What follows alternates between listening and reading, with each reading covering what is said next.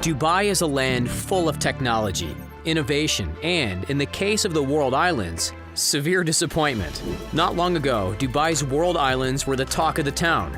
Nothing quite like them had ever been constructed, so it's no wonder that they wound up as the poster child for nearly every tourism advertisement imaginable. But after the city funneled a staggering $14 billion into their development, the iconic landmark sat forgotten and abandoned, slowly being overrun by Mother Nature.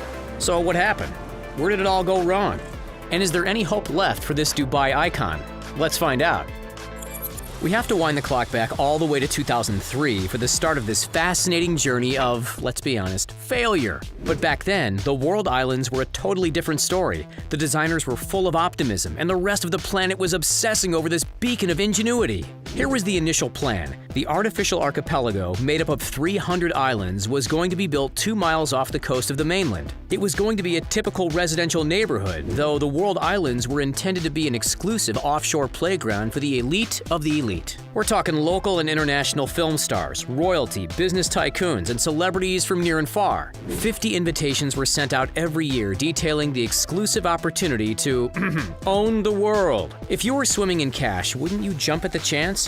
And if celebrities weren't buying, they were being dragged into the advertising. Richard Branson posed for photos on Little Britain in a Union Jack suit, while rumors swirled that Brad Pitt and Angelina Jolie had purchased Ethiopia, in line with the birthplace of their first adopted child, Zahara. The smaller islands were being advertised for $15 million, all the way up to $50 million for the larger ones. Not cheap, by the way. Why such high prices for empty islands? It's because a lot of work went into their construction. Clearly, these weren't naturally formed structures. These world-shaped islands were man-made, and building them up from scratch was a mighty ordeal. All up, a whopping 321 million cubic meters of sand needed to be brought in. Just to put that in perspective, imagine Yankee Stadium filled from bottom to top with sand. Now multiply that by about 150, and there's your visual. Impressive?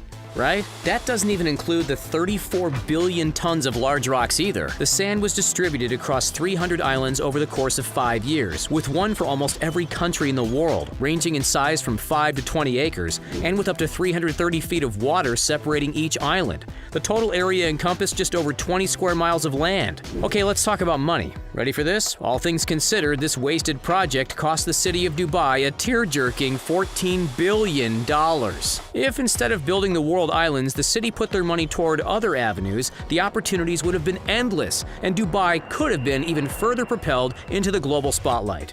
But no. For $14 billion, Dubai could have built another 9 identical copies of the world's tallest building, the Burj Khalifa. For $14 billion, Dubai could have constructed 225 replicas of the Dubai frame, almost enough to create a circumference around the entire city. For $14 billion, Dubai could have constructed another 13 versions of the Burj Al Arab, the world's only 7-star hotel. Perhaps most importantly, for $14 billion, Dubai could have created a second version of the Palm Jumeirah, a revolutionary man-made archipelago that was already proven to be astoundingly successful. Yet, despite all these imaginative and realistic possibilities, they took the wrong option, opting to build the World Islands, which have sat mostly abandoned since their inception, slowly falling victim to the ocean. The empty islands aren't a failure solely because of the unwise allocation of the city's cash. While initially an amazing visual spectacle that truly deserved to be on a postcard, the aesthetic of the World Islands is now, well, kind of sad, really. See for yourself. The hope was for the World Island to resemble a bird's-eye view of a world map.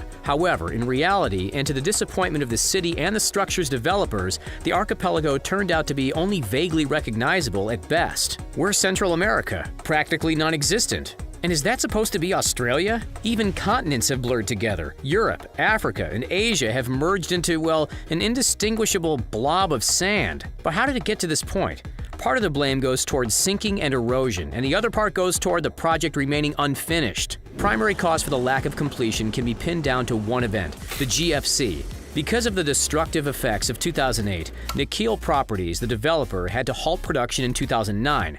By then, amazingly, 60% of the islands had already been sold to private companies and investors. But after that point, Mother Nature started to take over, and the islands began to lose their well-defined borders. While the GFC was indeed the catalyst for failure, it wasn't alone. The islands had also no access to electricity, which, given its intention to house properties, was a huge issue. There was a plan in place to install electric cables under the Persian Persian Gulf. However, it was never carried out. Then we've got another important reason for their struggle, the dilemma of choice. Dubai already has another incredibly successful man-made archipelago, the $12 million palm tree, officially known as Palm Jumeirah. This structure welcomed its first residents in 2007 before the world islands hit their roadblock. As you can see, today this place is thriving. The Atlantis Hotel is a hotspot for celebrities, with its lavish Atlantis Bridge suite holding the distinction of being one of the most expensive hotel suites in the world, zeroing in at $25,000 a night. Properties are going up left, right, and center, and it's still far from being full. So with another perfectly good set of islands already flourishing, why would Dubai keep throwing money at something seemingly destined to fail? In a city constantly building and creating innovative landmarks, time and money appeared to be better spent elsewhere. Only 9 of the 300 islands have been developed. These ones, Lebanon Island, Pete's Island, and 6 islands making up the so-called Heart of Europe resort, and Michael Schumacher Island, yep, named after the Formula One driver. As for Africa, Asia, Australia, and South America, well, they're still just piles of sand slowly drifting away.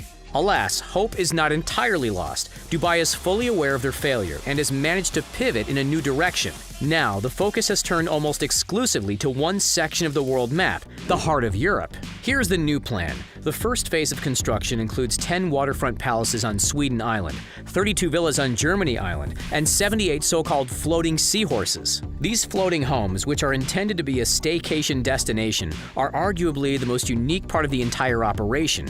They allow visitors to marvel at marine life from their underwater bedrooms and bathrooms. Pretty cool, hey? Phase 2 of the Heart of Europe features a pair of holiday resorts inspired by the colors and lifestyles of Portofino in Italy and the Côte d'Azur in France. Even though the city is making a clear and conscious effort to salvage the monumental stuff up, it's fair to say that the rest of the planet and Dubai itself has almost forgotten about the world islands, to the relief of the developer. Why? Because Dubai's constant innovations are eclipsing the long-forgotten failure.